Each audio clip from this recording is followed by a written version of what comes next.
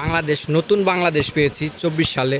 বৈষম্য বিরোধী ছাত্র আন্দোলনের যে যুদ্ধ হয়েছে সেতে আমরা নতুন বাংলাদেশ পেয়েছি। আমরা বিএনপির তৃণমূল পর্যায় থেকেও রাজপথে যুদ্ধে অংশগ্রহণ করেছিলাম। আমাদের স্ত্রী বাচ্চা থাকাকালীন 2 বছর 3 বছরের বাচ্চা থাকা বাসা রাইখা আমি যুদ্ধে অংশগ্রহণ করেছি।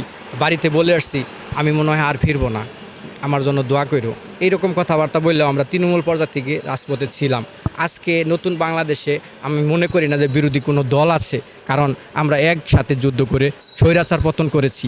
বৈষম্য বিরোধী ছাত্র আন্দোলনের সাথে আমরা ছিলাম, ছাত্রদের অভিভাবক হিসাবে আমরা রাজপথে ছিলাম, যে আমাদের ছাত্রছাত্রীদের গায়ে জানি একটা আঁচড় না লাগে, আমরা সেই ধরনের ভূমিকায় কাজ করেছি রাজপথে। আমরা লাঠি নিয়ে আগে আগে ছিলাম, জানি আমাদের স্টুডেন্টের গায়ে হাত না লাগে, আমরা বুক পেতে দিব, গুলি খেলে আমরা খাবো, আমাদের ছাত্ররা ভবিষ্যৎ করতে পারবো। এখন এখন বিরোধী দল বলতে কিছু নাই, কেন জানেন? আমরা তো তৃণমূল পর্যায়ে বিএনপিকে সাপোর্ট করি, সারা বাংলাদেশে তৃণমূল পর্যায়ে বিএনপিকে সাপোর্ট করে বিএনপি। কিন্তু তারেক রহমান বিএনপির ভারপ্রাপ্ত চেয়ারম্যান, তাকে আমরা সম্মান করি, সে সম্মান বোধ করে কিন্তু দেশ পরিচালনা করার জন্য আগ্রহীত। আমরা যদি নাচতাম তাহলে কিন্তু সে আগ্রহীত থাকতো না। এদেশের প্রত্যেকটা প্রোগ্রামে একেবারে বয়স্ক লোক, ছোটো পোলাবান সহ কিন্তু ভিডিও পারফরমেন্সে বিভিন্ন জেলায় জেলায় অংশগ্রহণ করতেছে। কারণ কি জানেন? তারেক রহমানকে আমরা অনেক ভালোবাসি, বিএনপির ভারপ্রাপ্ত চেয়ারম্যান হিসাবে ভালোবাসি, শহীদ রাষ্ট্রপতি জিয়াউর রহমানের সন্তান, দেশনেত্রী বেগম খালেদা জিয়ার সন্তান হিসাবে অনেক ভালোবাসি। এই ভালোবাসা তো আমাদের থাকবেই। তাহলে তো আমরা যেহেতু 95% লোক ভোট দেই নাই গত 17 বছর, তারা তো আমরা ভোট দিলে বিএনপিকে দেবো। তাহলে আমরা বিএনপিকে ছোট করে সমন্বয়করা ইদানিং কথাবার্তা বলে যে ঢাকা শহরে ফেস্টন রয়ে গেছে, ফেস্টনের ছবি চেঞ্জ হয়ে গেছে, এটা আমাদের অ্যাঙ্গেলে লেগে গেছে, আমরা তৃণমূলদের অ্যাঙ্গেলে লেগে গেছি। না, আগেও যেমন ছিল এখনও এমন আছে, অনেক শক্তিশালী একটা সংগঠন। যে সাংগঠনিক প্রক্রিয়াটা জানে কি ওয়ার্ড পর্যায়ের নেতাকর্মীরা হ্যান্ডেল করে বেশি, ওয়ার্ড পর্যায়ে তৃণমূল পর্যায়ে এরাই। কেন্দ্রীয় কমিটিতে 5 তারিখ পরবর্তীতে অনেক সহিংসতা হয়েছে, লুটপাট হয়েছে, সমস্ত দায়ভার তো অন্যান্য রাজনৈতিক সংগঠন সব বিএনপির উপরে চাপাচ্ছে। তো সেক্ষেত্রে আপনি মানে কী বলবেন? আমি তো যেহেতু বিএনপির তৃণমূল পর্যায় থেকে মরার জন্য ঝাঁপিয়ে পড়ছি স্ত্রী সন্তান নিয়ে, আমি তো এখনও সুস্থ আছি আল্লাহর রহমতে, আমি তো মরি নাই। তাহলে কি আমার এটা দলের কোন আদর্শকে ভালোবেসে মূলত ঝাঁপাই পড়ছেন দলের মানে মূল আদর্শ লোকে? আমাদের বাড়ি টাঙ্গাইল গোপালপুরে। হ্যাঁ, আমাদের উপমন্ত্রী অ্যাডভোকেট আব্দুল সালাম পেন্টু, সে 16 বছর ধরে জেলে আছে, মিথ্যা গ্রেনেড হামলার মামলা দিয়েছে স্বৈরাচার হাসিনা সরকার। তো আমি যখন ছোটো তখনই আমাদেরকে ভোট দেওয়া শিখিয়েছিল, একটা ফাইডে বাইর করেছিল, মানে অস্ট্রেলিয়ান একটা সংগঠন, যে এখানে ভোট দিতে হয় কীভাবে, ছোটোদের বাচ্চাদেরকে ভোট দেওয়া শিখাইতো। তখনই আমাদেরকে ভোট দেওয়া শিখাইছে আমাদের উপমন্ত্রী সাহেব। তো অ্যাডভোকেট আব্দুল সালাম পেন্টু উপমন্ত্রীর দায়িত্বকালীন সে যেহেতু ভোট দেওয়া শিখাইছে, তাহলে তো আমরা ভোটার হয়ে গেছি বড় হইয়া। তো আমরা ভোটার হইয়া যখন অরিজিনালি ভোটার, আপনি কী মেসেজটা দিচ্ছেন এই প্রেস ক্লাবের সামনে আসছেন মূলত ভাইরাল হওয়ার জন্য, না কোনো মেসেজ মানে আপনি সাধারণ? তো আছি, আমি ভাইরাল আছি, কিন্তু আমি নিয়মিত ওরকম বড় কিছু হওয়ার জন্য আশা করি না।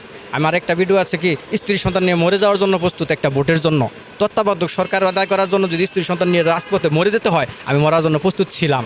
সেটা বৈষম্য বিরোধী ছাত্র আন্দোলনের মধ্যে দিয়ে পেয়েছি। আমরা চির ঋণী হয়ে গেছি ছাত্রদের কাছে, আমার সন্তানদের কাছে ঋণী হয়ে গেছি। আপনার সামনে অন্তর্বর্তী সরকার পরবর্তী সময়ে যে আপনার নির্বাচন অ্যারেঞ্জমেন্ট হবে, সেই অ্যারেঞ্জমেন্টে কি আপনার ভোটের প্রয়োগ বাস্তব হবে না? অবশ্যই হবে। আমরা তো সবসময় চাইছিলাম যে তত্ত্বাবধায়ক সরকারের ব্যবস্থা থাকলে সুন্দর একটা ভোট দেওয়া যাবে, প্রত্যেকটা প্রার্থী বাড়িতে বাড়িতে যেয়ে ভোট চাবে, আমরা তাদেরকে বলবো আমরা আছি বড় ভাই। তাহলে তো আপনার মনের বাসনা বা চাওয়া পূরণ হয়েছে, তো এখন কি তাহলে আবার কেন? এখন যদি কালে কেউ এইভাবে অ্যাঙ্গেল করে কথা বলে, আমি তো রাজপথে ছিলাম বিএনপির সাথে, তো বিএনপিকে তো ছোটো করে দেখার কিছু নাই, ভোটের পরে ছোটো করে দেখেন। যদি তারা সম্মানভাবে রাজপথে থেকে আন্দোলন করতে পেরেছে, এখন বলেন আপনারা যে আন্দোলনে তারা দুর্বল ছিল। এই যে আপনারা বলেন, এই আপনারা কাদেরকে এটা ট্যাগ দিতেছেন? এই আপনারা বলেন, এই কারা এরা? কোনটা কারা? আপনারা বলেন, আমি ছাত্রদেরকে বুঝাচ্ছি, ছাত্ররা লেখাপড়ার কাজে, লেখাপড়া নিয়ে পড়ার টেবিলে থাকেন, আপনাদের ভবিষ্যৎ আপনারা নিজেরাই গড়তে পারবেন। কারণ আমার ভবিষ্যৎ কিন্তু কোনো রাজনীতির দল গড়ে দেবে না, আমার সন্তানের ভবিষ্যৎও কিন্তু রাজনীতি দল গড়ে দিতে হবে। সমন্বয়করা সারা বাংলাদেশে তাদের প্রচারণার জন্য বিভিন্ন জেলা পর্যায়ে চলে যাচ্ছে, আপনারা এটা কোন চোখে দেখেন? এটাকে আমি ভালো চোখে দেখতেছি না, এই কারণেই আমি আসছি যে সমন্বয়করা প্রত্যেকটা দেশে, টাঙ্গাইলেও গেছে, আমার জেলায়ও গেছে, ওনারা বলতেছে যে আমরা কোনোভাবেই অন্যদেরকে সাপোর্ট করি না, মানে অ্যাঙ্গেলে কথা বলতেছে, অ্যাঙ্গেলে কথাবার্তাগুলো বিএনপির উপরেই করতেছে আমার মনে হয়, দীর্ঘ বিশ্বাস। আমি এটা মেনে নিতে পারতেছি না। অ্যাঙ্গেলে কেন কথা বলবে? বিএনপি কি 17 বছর রাজপথে আন্দোলন করে নাই, সংগ্রাম করে নাই? তারা কি মারা যায় নাই? তারা কি মিথ্যা হামলা মামলা, গুম খুনের নির্যাতন হয় নাই? তাদের এই প্রচার প্রচারণাকে আপনি কোন দৃষ্টি দেখেন? ভালো দৃষ্টি? আর সারা বাংলাদেশে তৃণমূলরা এটা মেনে নিতে পারতেছে না। সমন্বয়কের যে প্রস্তুতিটা এটা নিবে না কে দেশের প্রয়োজনে নিবে, কিন্তু দেশের প্রয়োজনে এখনই তাদের দল গঠন করার মতন প্রয়োজন আসে নাই।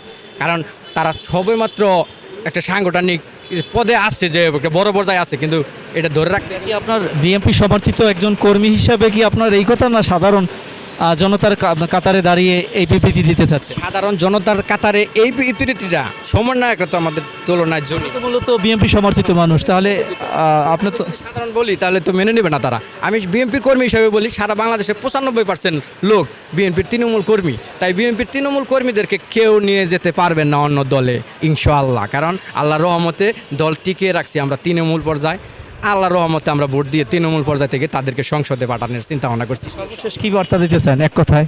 এক কথায় আমি বলতে চাই যে সমন্বয়কের রাজনীতি করার বয়স এখন হয় না, তারা পড়ার টেবিলে ফিরে যাক, লেখাপড়ায় মনোযোগ দিক। তারা যা করেছে চিরঋণী হয়ে থাকবো আমরা তাদের কাছে, এটুকুই আমি বলতে চাই। হ্যাঁ হ্যাঁ, আমার নাম রুবেল, আমার বাড়ি টাঙ্গাইল গোপালপুর থানা Mirzapur union, post office Mohanpur, গ্রাম ডলুটিয়া, পেশা গার্মেন্টস শ্রমিক।